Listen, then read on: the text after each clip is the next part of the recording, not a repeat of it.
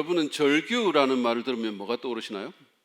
어떤 분들은 아마 그 좀 오래되긴 했지만 박하사탕이라는 영화가 떠오를지 모릅니다. 그 주인공 영호라는 사람이 이렇게 막 철길에 올라가가지고 두 팔을 벌리고 나 돌아갈래 뭐 이렇게 하는 그 절규가 떠오를 겁니다. 어디서부터인지 언제부터인지 모르지만 뭔가 꼬여있는 자기 인생이 순수한 그 좀 옛날로 돌아가고 싶다는 절규였죠. 그런가 하면 또 노르웨이 출신의 화가인 에드바르 뭉크를 떠오르는 사람도 있을 거죠. 그분이 그린 절규라는 그림 때문입니다. 아주 기이하게 뒤틀린 그런 핏빛 같은 하늘을 배경으로 해골 같은 저 사람이 길을 막고 괴로워하는 그런 그림이죠. 저는 제가 청년 때 이제 다니던 교회 목사님이 설교를 하시면서 설교 중에 했던 절규가 떠오릅니다. 그분은 조금 전에 읽었던 그 엘리 엘리 라마 사박단이라는 그 구절을 설교를 하셨는데 그거를 이렇게 엘리 엘리 라마 바삭단이로 그냥 이렇게 좀 착각을 하신 거예요. 그래가지고 그거를 엄청나게 소리를 크게 하시면서 엘리 엘리 라마 바삭단이 이렇게 얘기를 하셨는데 그걸 2번씩이나 그렇게 하셔가지고 그게 참 힘들었습니다. 왜냐하면 너무 심각한 내용이었고 목사님 표현도 너무 진지했는데 이게 너무 웃기는 거예요. 참을 수가 없어가지고 그거를 참는다고 죽는 줄 알았습니다. 누가 한 사람이 이렇게 빵 터지면 이 상황에서 온 교회가 웃음바다가 될 것 같은 그런 불길한 예감이 들어가지고 너무 힘들었었어요. 그런 생각이 납니다. 근데 오늘 우리는 이 십자가에서 예수님이 하신 그 7마디 말씀을 쭉 시리즈로 살펴보면서 오늘 4번째 말씀인데 인류 역사상 가장 속이 뒤틀리는 그리고 가장 중요한 절규에 대해서 살펴볼 것입니다. 그것은 다리 위가 아니라 십자가 위에 달린 한 남자의 입에서 터져나온 절규입니다. 그 절규가 조금 전에 읽었던 마태복음 27장 45절부터 46절에 기록되어 있는데 오늘은 그 절규의 의미가 무엇인지 한번 생각해 보기를 원합니다. 먼저 오늘 본문 45절 말씀을 다시 한번 보시죠. 낮 12시부터 어둠이 온 땅을 덮어서 오후 3시까지 계속되었다. 전에 말씀드렸다시피 예수님은 금요일 오전 9시에 십자가에 달리셨습니다. 주후 33년 4월 3일 6월절 금요일입니다. 이제 3시간이 지났어요. 예수님께서 십자가에 달리신 지 3시간이 지났습니다. 여러분 3시간은 그렇게 긴 시간은 아니죠. 그러나 힘들 때는 고통의 때에는 시간이 더 느리게 갑니다. 뭐 군대에서 이렇게 여러분들이 이 시간 체크를 했던 분들이나 아니면 중환자실에 있었던 경험을 생각해 보면 아마 제가 무슨 말을 하는지 이해가 가실 거예요. 예수님에게 이 3시간은 어쩌면 영원처럼 느껴졌을지도 모릅니다. 그분은 극한의 육체적인 고통과 사람들의 모욕 속에서 십자가에 매달려서 몸을 비틀고 계셨습니다. 숨도 쉬기 힘든. 근데 갑자기 그때부터 음산한 어둠이 온 땅을 덮었습니다. 뭉크의 하늘은 핏빛의 하늘이었는데 예수님의 하늘은 시커먼 어둠이었습니다. 정오인데 해가 가장 높이 떠 있을 그때, 온 세상이 가장 밝아야 할 그때 골고다는 어둠으로 뒤덮인 것입니다. 어둠은 우리에게 절망감과 두려움을 줍니다. 저희가 어릴 때 이제 저희 집 그 어린 시절에 있었던 집 옆에 조그마한 아주 진짜 좁은 골목이 있었거든요. 근데 요즘과는 달리 이렇게 근데 뭐 가로등도 없고 너무 무서운 거예요. 밤에 오면 늘 긴장이 되고 그래서 빨리 막 발걸음을 막 뛰고 막 빨리 걸었던 그런 기억이 납니다. 사실 어른이 된 지금도 어둠 가운데 있으면 좀 무서운 느낌이 들어요. 여러분 그렇지 않습니까? 그래 그렇지 않다 뭐 이런 표정으로 지금 쳐다보시나요? 너무 눈이 무서우세요 지금. 좀 웃어주셔도 돼요. 여러분 한번 생각해 보십시오. 밤도 아닌 한낮의 골고다에 갑자기 짙은 어둠이 갈렸습니다. 다른 것도 아닌 사형장에 말이죠. 어땠을까요? 소름이 든 그런 음산함과 두려움이 느껴졌을 겁니다. 대낮의 어두움은 또 밤의 어두움과는 또 다른 두려움을 우리에게 주지 않습니까?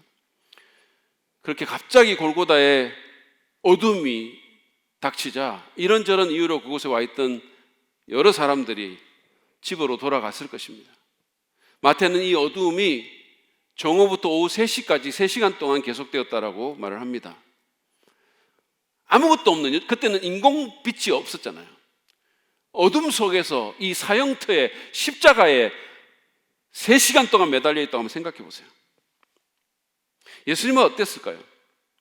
46절을 보면 그분의 마음을 짐작할 수가 있습니다. 보시죠. 3시쯤에 예수께서 큰 소리로 부르짖어 말씀하셨다. 엘리 엘리 라마 사박다니. 그것은 나의 하나님 나의 하나님 어찌하여 나를 버리셨습니까? 라는 뜻이다.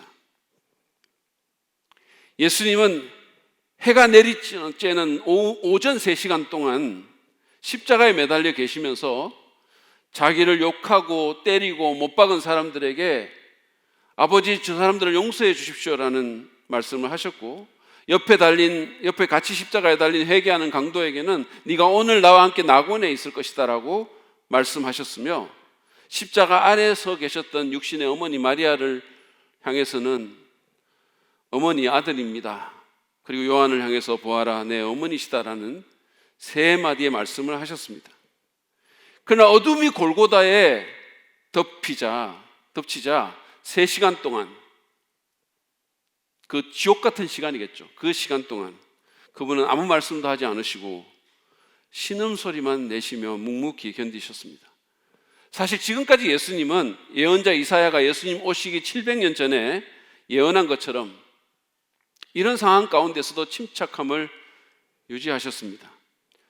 믿었던 제자의 배반에도, 한밤중에 폭력적인 체포에도, 불법 재판에도, 그리고 무자비한 폭행과 사람들의 조롱과 모욕과 십자가의 극한 고통 가운데서도 그분은 놀라운 자제력을 발휘하셨습니다. 이사야서 53장 7절은 700년 후에 오실 그 주님의 종에 대해서 이렇게 묘사를 합니다. 그는 굴욕을 당하고 고문을 당하셨으나 아무 말도 하지 않았다. 마치 도살장으로 끌려가는 어린 양처럼, 마치 털 깎는 사람 앞에서 잠잠한 암양처럼 끌려가기만 할 뿐 아무 말도 하지 않았다. 그랬던 그분이, 그 어두운 3시간 동안 아무 말도 하지 않았던 그분이 더 이상 참지 못하고 큰 소리로 부르짖었습니다. 엘리 엘리 라마 사박다니. 그것은 마태가 번역해 놓았듯이 나의 하나님 어찌하여 나를 버리십니까? 라는 뜻의 아람어입니다. 아람어는 그 셈족 언어 히브리어하고 좀 비슷한데, 당시에 팔레스타인을 포함한 그 비옥한 초생떼라고 그러는 그 지역에, 지금 터키까지 포함하는 그 지역의 공용어였습니다. 마태는 예수님께서 큰 소리로 부르짖었다 그랬어요. 절규하신 겁니다. 고함을 치신 거예요. 밤새 고통당하고 매질을 당하고 십자가에 매달려 6시간을 부대끼며 죽어가는 사람의 입에서 나온 것이라고는 믿을 수 없을 만큼 큰 소리의 절규였습니다. 그분은 외친 겁니다. 왜 그랬을까요? 예수님은 하나님께 당신이 버림받았다는 것을 느꼈고 그게 너무 아팠기 때문입니다. 너무 외롭고 두려웠기 때문이에요. 견딜 수 없을 만큼 고통스러웠기 때문입니다. 저희 아들이 이제 하늘이가 어렸을 때 일입니다. 당시에 미국에서 제가 유학 중이었는데, 저희가 이제 부모님 생신을 맞아가지고 선물을 사드리기 위해서 백화점에 간 거예요. 엄청 큰 백화점에 이제 갔는데, 하늘이는 그때 막 어린 애인데, 당시 교인들이 걷는 것을 본 적이 없다고 할 정도로 많이 설쳤어요. 그러니까 언제나 뛰어다니고 너무 주의 산만하고 그랬습니다. 그래서 이제 저희가 가기 전에 단단히 주의를 준 거죠. 왜냐하면 그 당시가 크리스마스 시즌이라 가지고 그 큰 백화점에 엄청나게 사람들이 많은데 거기서 막 뛰고 설치고 이러면 아이를 잃어버릴 수도 있으니까, 그래서 이제 주의를 주고 갔는데, 약속을 단단히 하고 갔는데 들어가자마자 흥분해가지고 그냥 마구 설쳐대기 시작했어요. 엉뚱한 데 그냥 가고 엉뚱한 데 가서 막 쳐다보고 있고 막 이러는 거예요. 불러도 안 되고 그래서 주의도 주고 야단도 쳤는데 계속 그러는 거죠. 그래서 우리가 아이한테 교훈을 주기 위해 가지고 숨어버렸어요. 그러니까 뭐 처음에는 그것도 모르고 신나게 이것저것 살피고 뭐 하여튼 막 이러다가 어느 순간 갑자기 생각이 난 거예요. 그래서 막 주위를 둘러보더라고요. 그런데 없죠. 엄마가 없고 아빠가 없는 거예요. 그러니까 부르더라고. 엄마 아빠만 부르는 거예요. 그래도 우리가 모른 채 계속 숨어 있었거든요. 그러니까 얼굴이 일그러지기 시작했어요. 막 얼굴 표정이 장난이 아니었어요. 그래도 우리가 숨어 있었거든요. 그랬더니 전혀 예상치 못한 일이 일어났습니다. 아이가 우리를 소리쳐 부르면서 마구 내다르기 시작했어요. 막 전속력으로 달리기 시작한 미친 듯이. 그래서 제가 너무 놀래가지고 저도 막 전속력으로 뛰어가가지고 아이를 잡았어요. 안 그러면 정말 그 큰 백화점의 그 복도 끝까지 그냥 달려갈 태세였어요. 부모를 찾아야 되니까. 부모와 분리되는 것은 그 아이로서는 상상할 수 없는 고통이었으니까 그런 거겠죠. 예수님에게 지금 그런 종류의 고통과 절망감과 두려움이 몰려온 것입니다. 그래서 그분이 그렇게 큰 소리로 절규하신 거예요. 그렇다면 그 외침의 의미는 무엇일까요? 신학적으로 또 구체적으로. 그것은 먼저 예수님께서 우리를 대신하여 하나님께 버림받은 고통의 절규입니다. 우리를 대신해서 버림받으신 고통의 절규입니다. 오늘 본문을 보면 정오부터 어둠이 골고다를 덮었다고 했어요. 어둠은 성경에서 하나님의 진노나 심판을 상징합니다. 하나님의 아들이 십자가에 달려서 참혹하게 죽어가던 그곳에 하나님의 진노가 본격적으로 임한 것입니다. 그러면 이제 우리가 상식적으로 생각하면 그 잔인한 로마 군인들과 또 막 사악한 종교 지도자들과 그리고 막 예수님 조롱하고 모욕하고 막 이렇게 하는 막말하는 그 불안당들에게 하나님의 진노가 임해야 맞는 거잖아요. 이제 그곳에 진노가 임했으니까 그들이 심판을 받아야 되잖아요. 그런데 놀랍게도 하나님의 진노가 그들이 아니라 당신의 의로운 아들인 예수에게 향했습니다. 그래서 그 어둠 가운데서 그 하나님의 진노를 온몸으로 느끼면서 3시간을 십자가에 매달려 있던 예수님이 마침내 도저히 참지 못하고 소리치신 것입니다. 나의 하나님, 나의 하나님, 어찌하여 나를 버리십니까? 예수님께서 이런 말씀을 하신 것은 정말 뜻밖이고 그리고 좀 당황스럽습니다. 그렇죠? 워렌 위얼스비 목사님이 지적한 것처럼 이것은 예수님의 말씀 같지 않아요. 앞에 3 말씀, 다시 말해서 용서의 기도와 그리고 뭐 구원을 약속하는 것과 그리고 어머니에게 이렇게 따뜻한 말씀을 하신 것은 그것은 예수님 말씀 같아요. 예수님이 하시는 것 같아요. 비록 좀 놀랍지만 십자가에서 그런 말을 할 수 있다는 게 놀랍긴 하지만 그래도 그것은 예수님이니까 그런 말씀을 했을 수 있겠다 싶어요. 근데 이 4번째 말씀은 너무 이상합니다.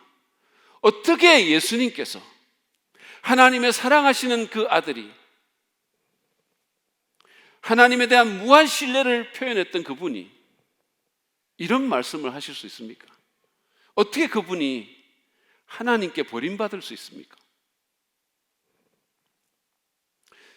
그것은 그분이 우리의 죄를 지고 우리 대신 십자가에 달렸기 때문입니다. 우리가 평생 짓는 그리고 온 세상의 인류가 계속해서 짓는 그 끔찍한, 그 더러운, 그 추악한 그 모든 죄를 그분이 대신 지고 십자가에 달리셨기 때문이에요. 이사야는 700년 후의 미래를 내다보면서 이렇게 말을 했습니다. 이사야서 53장 4절부터 6절 말씀이에요. 보시죠. 그는 예수님에 대한 예언입니다. 그는 실로 우리가 받아야 할 고통을 대신 받고 우리가 겪어야 할 슬픔을 대신 겪었다. 그러나 우리는 그가 징벌을 받아서 하나님께 맞으며 고난을 받는다고 생각하였다. 그러나 그가 찔린 것은 우리의 허물 때문이고 그가 상처를 받은 것은 우리의 악함 때문이다. 우리는 모두 양처럼 길을 잃고 각기 제 갈 길로 흩어졌으나 주님께서 우리 모두의 죄악을 그에게 지우셨다. 하나님이 우리의 죄악을, 우리의 배반을 그 의로운 분에게 지우셔서 우리가 받아야 할 그 고난과 슬픔과 징벌, 저주를 그분이 대신 받으신다는 겁니다. 대신. 바울은 이를 고린도후서 5장 21절에서 하나님이 죄를 알지도 못하신 이를 우리를 대신하여 죄로 삼으신 것이라고 표현을 했습니다. 죄와는 아무 상관이 없는 그런 예수님을 우리 대신에 죄 덩어리가 되게 하셨다는 거예요. 여러분, 한번 예수님께서 그래서 우리 대신 당하신 고난을 한번 생각해 보세요. 그분은 로마 군인들에게 뼈 조각과 금속 구슬이 달린 해초리로 사정없이 맞았습니다. 여러분, 이 해초리가 등에 이렇게 닿잖아요? 그러면 뼈 조각이 살을 뚫고 들어갑니다. 그러면서 살점이 떨어져 나가죠. 때로는 리봉처럼 덜렁덜렁거리기도 합니다. 심지어 척추의 일부가 드러나기도 해요. 그리고 가시면류관으로 머리가 찢어져서 얼굴에 피가 흐릅니다. 그런 상태로 40-50kg에 달하는 거친 나무 십자가를 지고 처형 장소인 골고다로 올라가는 겁니다. 제가 여러분이 좀 이게 실감나게 생각하기 위해서 영상을 잠깐 보여드릴게요. 한번 보시죠.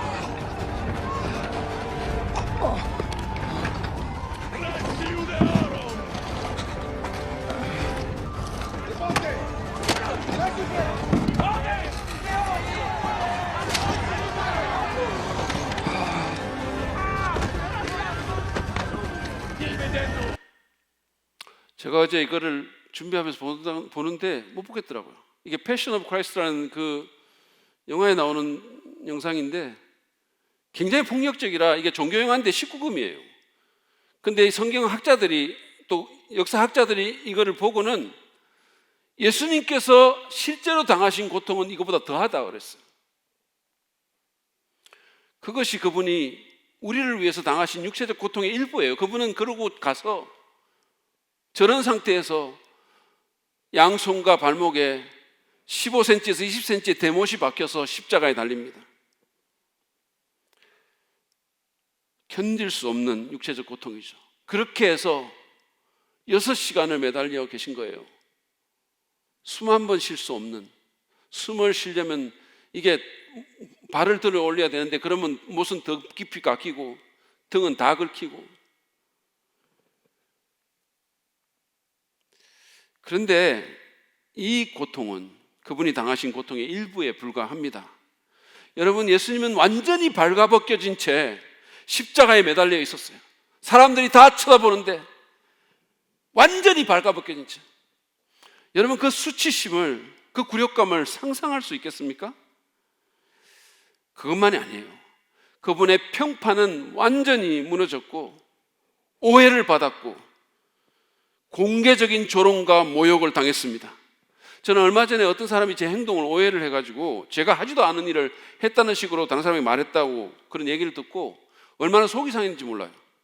제가 대단한 사람도 아니고 뭐 그게 큰일도 아닌데도 그렇게 속이 상한데 예수님은 도대체 어땠을까요? 그렇게 오해를 당하고 그렇게 모욕을 당하고 그렇게 조롱을 당하고. 여러분, 자존심이 좀 센 사람은 오해나 무슨 수치나 모욕을 당하면 스스로 목숨을 끊기까지 하는 거예요. 이게 너무 견디기 힘드니까. 예수님은 어땠을까요? 속이 얼마나 뒤집어졌을까요? 그러나 그분은 이 모든 육체적, 정신적 고통을 묵묵히 감당하셨어요. 견디기 힘든 수치, 참을 수 없는 모욕, 오해를 받으면서도 놀라울 정도의 자제력을 발휘하셨습니다. 우리를 위해서 견디신 거예요. 우리를 위해서.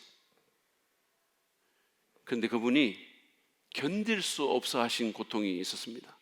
그것이 바로 하나님으로부터 분리되는 고통이었어요. 그래서 그분이 이렇게 소리친 겁니다. 나의 하나님, 나의 하나님, 왜 나를 버리십니까? 여러분, 사랑하는 누군가에게 버림받은 경험이 있으십니까? 가족과의 관계가 단절된 아픈 그런 경험이 있으십니까? 다행히 저는 그런 경험이 없어요. 저로서 그것과 가장 가까운 것을 꼽자면 딸내미 시집 보낸 겁니다. 비웃으세요, 마음껏. 근데 저는 너무 힘들었어요, 솔직히. 그래서 정말 여기 목양실에서 제가 정말 꺼이 울었잖아요. 그 전날 얼마나 울었는지 모릅니다. 비웃으세요. 얼마 전에 제가 아는 목사님이 자기 아들이 이제 대학생이 돼가지고 그 아이를 이제 그 기숙사에 데리고 나오는데 자기 너무 힘들었다고 막 뭐 이러는 거예요. 그래서 제가 비웃었죠. 겨우 대학교 기숙사 나는 시집도 보냈는데. 여러분, 이런 거는 사실은 뭐 대학 보내고 시집 보내고 이런 거는 버리고 버림받는 것과는 게임도 안 되는 이별 아닙니까? 생각해 보세요. 예수님께서는 하나님과 영원 전부터 서로 뜨겁게 사랑하셨어요. 완전히 하나가 돼서 삼위일체잖아요. 우리가 10년 관계 맺은 사람과 이별하는 게 다르고 50년 관계 맺은 사람과 이별하는 게 다르죠. 그래서 보통 보면 이렇게 아주 그냥 그 부부 관계가 좋은 사람들이 오래 해로하신 분들은 한 분이 떠나면 다른 분도 곧 떠나는 이런 경우도 있잖아요. 예수님은 하나님과 영원히 함께 하셨어요. 영원히. 그런 분이 지금 하나님으로부터 분리를 당하셨어요. 하나님이 없는 삶은 상상조차 할 수 없는데 그분이 우리 대신 죄의 덩어리가 되셔서 하나님의 진노하에 버림을 받으셨습니다. 하나님의 완전한 부재 가운데 떨어진 겁니다. 그분이 겟세마네 동산에서 땀이 피가 되도록 기도하고 그분이 정말로 고민하고 두려워했던 것은 그 십자가의 육체적 고통이 아니라 바로 이것 때문이었어요. 여러분, 하나님으로부터 완전히 차단된 상태, 그게 지옥이 아니면 뭐가 지옥입니까? 여러분 생각해 보세요. 지금 우리가 사는 세상은 고통이 있고 문제가 있고 뭐 죄악이 있지만 그래도 하나님의 일반 은총이 가득 차 있는 곳입니다. 햇볕도 비치고 꽃도 피고 향기도 나고 노래소리도 들리고 아이들의 웃음도 볼 수 있고 시원한 바람도 불죠. 악한 자들에게나 안 믿는 자들에게 똑같이 그런 은총이 있죠. 그 모든 것이 차단된 세상을 상상할 수 있겠습니까? 하나님의 모든 일반 은총에서 분리되고 하나님과의 관계도 완전히 단절된 그 삶을 상상할 수 있습니까? 예수님의 경우에는 그 관계가 그 어떤 것보다 깊고 친밀한 관계인데 우리처럼 몇 년, 몇십 년의 관계가 아니라 영원을 두고 이어질 관계인데 그 관계가 끊어진 겁니다. 버림받은 거예요. 하나님이 얼굴을 돌리시고 외면한 겁니다. 그 고통과 절망을 상상할 수 있습니까? 저는 만약에 어느 날 제 아내와 우리 아이들에게 버림을 받는다면 살 수 없을 것 같아요. 인생이 얼마나 외롭고 저주스러울지 상상조차 못하겠어요. 근데 예수님이 우리 대신에 그런 것을, 아니 그런가는 비교할 수 없는 것을, 그런 저주를 당하신 겁니다. 여러분, 이게 우리에게 전해주는 메시지가 뭔지 아시겠습니까? 그것은 우리가 주님께 무한히 가치 있는 존재라는 사실입니다. 어떤 것의 가치는 우리가 그것을 위해서 무엇을 희생할 수 있는지로 가늠할 수 있죠. 주님은 자신의 생명, 아니 그 생명보다 더 귀한 하나님과의 관계마저 우리를 위해서 희생하셨어요. 하나님으로부터 버림받는 무한한 고통까지 감수하신 겁니다. 우리가 뭐라고 이렇게까지 하셨을까요? 너무나 감사하게도 그분은 우리를 그 정도로 가치 있는 존재로 보시는 겁니다. 그러므로 여러분, 자신의 가치를 입증하려고 너무 애쓰지 마시기 바랍니다. 돈이 있어야, 뭘 이루어야, 성공해야, 인기가 많아야 가치 있는 존재가 되는 것이 아닙니다. 여러분의 가치는 십자가에서 이미 입증되었습니다. 그것도 온 우주에 가장 강하고 가장 힘있고 가장 권세 있는 모든 사람을 그 손에 쥐고 계시는 그 존재로부터 여러분은 무한히 가치 있는 존재로 입증되셨어요.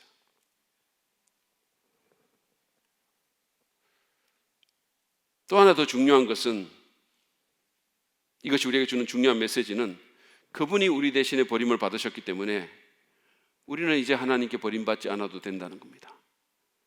결코, 영원히. 하나님은 결코 우리를 버리지 않으십니다. 예수님의 이 십자가 희생을 내 것으로 받아들이는 사람은 절대로 버림받지 않으십니다. 왜냐하면 주님이 버림을 받으셨기 때문에, 우리를 대신해서. 여러분, 우리가 살다 보면 내 의도와는 달리 실패할 때가 있잖아요. 엉망진창이 될 때가 있죠.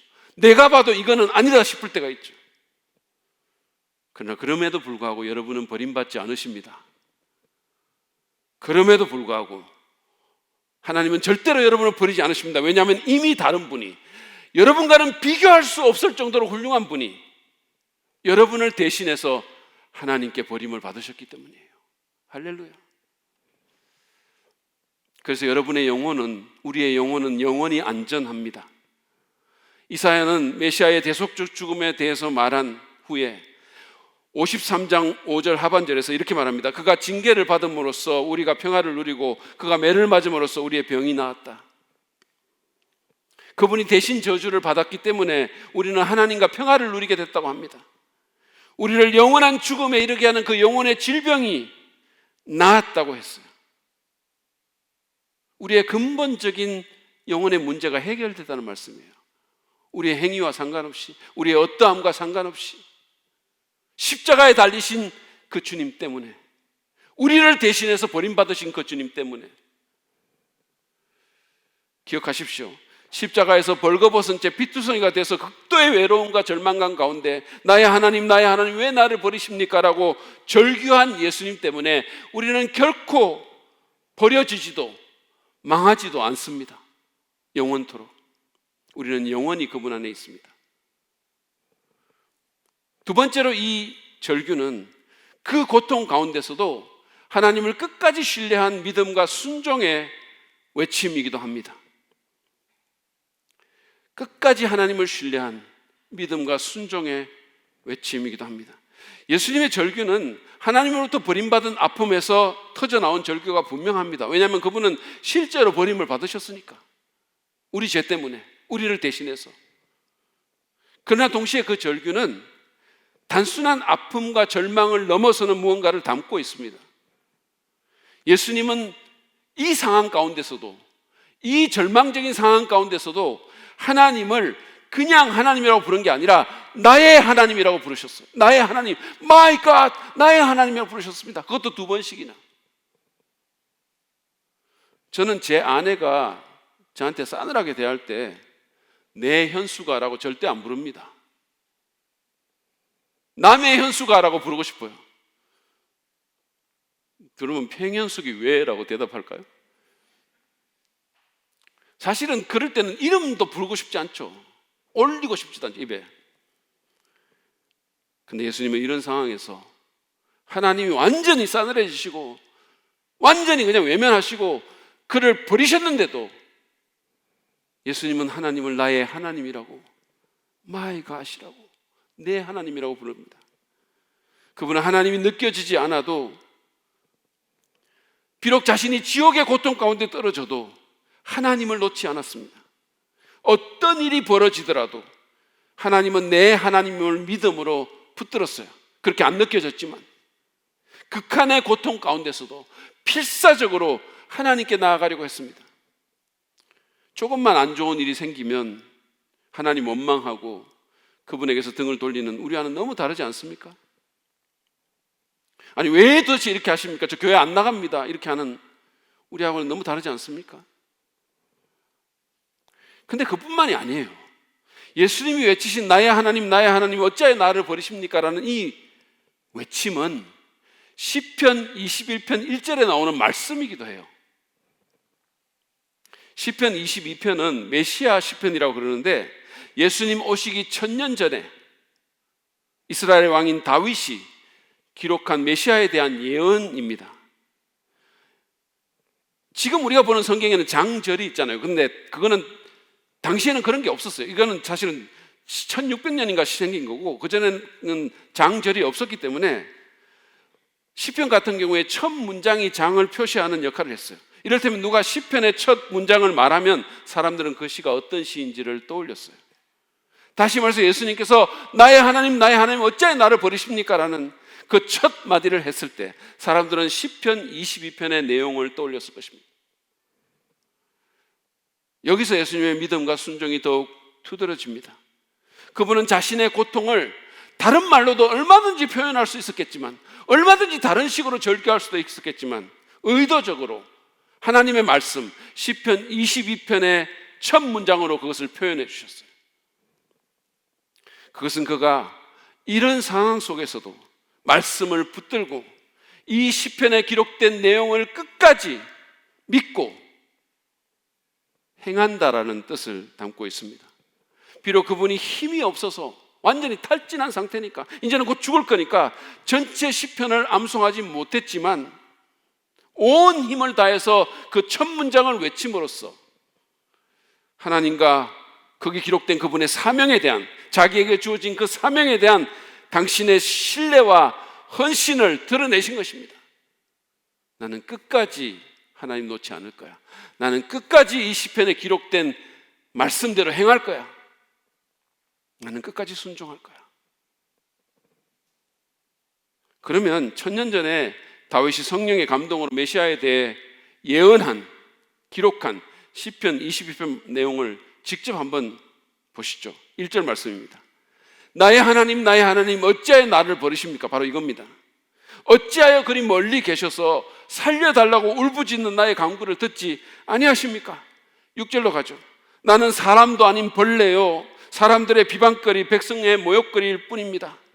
14절부터 18절입니다. 나는 쏟아진 물처럼 기운이 빠져버렸고 뼈마디가 모두 어그러졌습니다. 나의 마음이 촛물처럼 녹아내려 절망에 빠졌습니다. 나의 입은 옹기처럼 말라버렸고 나의 혀는 입천장에 붙어있으니 주님께서 나를 완전히 매장되도록 내버려 두셨기 때문입니다. 개들이, 이방인을 얘기합니다. 개들이 나를 둘러싸고 악한 일을 저지르는 무리가 나를 에워싸고 내 손과 발을 묶었습니다. 뼈마디 하나하나가 다 셀 수 없을 만큼 앙상하게 드러났으며 원수들도 나를 보고 즐거워합니다. 나의 겉옷을 원수들이 나누어 가지고 나의 속옷도 제비를 뽑아서 나누어 가집니다. 마치 십자가에 달리신 주님을 보고 쓴 것 같아요. 1000년 전에 기록된 건데. 이런 절망적인 상황 가운데서도 그러나 메시아는 여호와 하나님을 의지합니다. 19절을 보시죠. 그러나 나의 주님, 멀리하지 말아 주십시오. 나의 힘이신 주님, 어서 빨리 나를 도와주십시오. 그뿐만이 아닙니다. 그는 이 고통을 통과하고 하나님께서 베푸실 구원을 기대합니다. 21절 하반절 22절입니다. 주님께서 나의 기도를 들어주셨습니다. 주님의 이름을 나의 백성에게 전하고 예배드리는 회중 한가운데서 주님을 찬양하리입니다. 이어서 25절 하반절에서는 자신의 사명을 완수하겠다는 결단을 말합니다. 내가 서원한 희생 제물을, 그게 본인 자신이에요. 예수님 자신이 제물입니다. 내가 서원한 희생 제물을 주님을 경외하는 사람들 앞에서 바치겠습니다. 당신의 목숨까지 바치겠다는 말이에요. 더 나아가서 그는 27절에서 전 세계적인 회심과 구원의 역사를 바라봅니다. 땅끝에 사는 사람들도 생각을 돌이켜 주님께로 돌아올 것이며 이 세상 모든 민족이 주님을 경배할 것이다. 복음이 땅끝까지 퍼져나갈 것을 보신 겁니다. 마지막 31절은 장래에 있게 될 구원의 역사입니다. 아직 태어나지 않은 세대도 주님께서 하실 일을 말하면서 주님께서 그의 백성을 구원하시다라고 선포할 것이다. 오늘 우리가 이거 한 거잖아요. 바로 우리를 말하는 겁니다. 예수님은 시편 22편 말씀을 인용하심으로써 내가 지금 이 말씀을 의지하고 이 말씀에 적힌 것을 행하고 있다라고 선포하신 겁니다. 그분은 또한 이 지옥의 상황 가운데서도 이 말씀을 붙들고 있고 아무것도 보이지 않고 느껴지지 않은 그런 상황 가운데서도, 절망적인 고통 가운데서도, 마치 하나님이 안 계신 것처럼 느껴지는 상황 가운데서도 그래도 굳건하게 하나님을 신뢰하고 그분이 행하실 일을 기대하고 자기에게 맡겨진 사명을 이행하겠다고 결단하고 있는 겁니다. 이 말씀을 외침으로써 지금 나는 시편 22편의 그 일을 내가 행하고 있는 거야. 느껴지지 않지만, 아무것도 안 보이지만 나는 끝까지 신뢰하고 갈 거야. 그렇게 순종한 겁니다. 히브리서 기자의 말처럼 자기 앞에 놓여 있는 기쁨을 내다보고서 부끄러움을 마음에 두지 않으시고 십자가를 참으신 것입니다. 그 고통을, 그 저주를 우리를 위해서. 놀랍지 않으십니까? 설사 버림을 받더라도, 하나님이 자기를 죽이시더라도 나는 끝까지 주님을 신뢰하겠습니다. 온전히 순종하고 주의 뜻을 이루고 당신의 이름을 높이겠습니다. 그렇게 말한 거예요. 그러면 여러분, 이것이 우리에게 전해주는 메시지는 무엇입니까? 우리는 앞에서 예수님께서 우리의 죄를 지고 우리 대신 십자가 고통을 당하셨다고 말씀했습니다. 그렇다면 그분의 이 온전한 신뢰와 헌신과 순종 역시 우리를 대신한 것이라고 말할 수 있습니다. 다시 말하면 우리가 감히 상상할 수도 없는 놀라운 신뢰와 헌신과 순종을 그분이 행하신 것은 우리를 대신한 것이고 우리를 위한 것입니다. 하나님은 우리 평생의 그 모든 더럽고 추악하고 위선적인, 그리고 정말 상상할 수 없는 그 죄를 당신의 아들에게 담당시키시고 당신의 아들의 놀라운 헌신과 순종과 축복은 우리에게 넘기셨어요. 여러분, 시체말로 우리는 로또를 맞은 거예요. 이게 말이 됩니까? 마틴 루터는 이것을 영광스러운 교환이라고 표현했어요.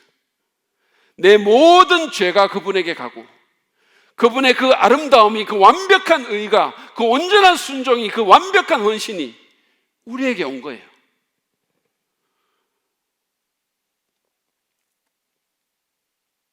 그래서 하나님은 예수님이 행하신 그 상상할 수 없는 신뢰와 우리가 도저히 도달할 수 없는 헌신과 불가능한 그 절대적 순종을 하나님은 마치 우리가 행하는 것처럼 보신다는 거예요. 이를테면 고통의 문제 가운데서, 고통스러운 상황 가운데서 우리가 말씀에서 떠나면 하나님은 우리가 오히려 말씀으로 달려가서 그 말씀을 붙드는 걸로 보신다는 거예요. 왜냐하면 예수님이 그러셨으니까. 우리가 이렇게 좋은 상황에서 예배 잘 드리고 가다가 누가 막 긁고 막 어떻게 하면 막 성질 내고 신경질 내고 짜증을 내면 하나님은 오히려 우리를 누가 긁어도 아무 말도 하지 않는 그런 사람으로 보신다는 겁니다. 왜냐하면 예수님이 그렇게 하셨으니까. 우리 대신. 내 믿음이 무너지고 순종하지 못할 때에도 하나님은 우리를 죽을 때까지 순종하는 사람처럼 본다는 겁니다.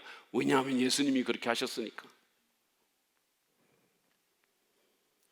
오늘 십자가에서 보여주신 그 순종뿐만 아니라 사실은 그분이 살아온 그 모든 완벽한 삶의 그 모든 아름다운 것들이, 그 모든 의가 다 우리의 것이 되었습니다.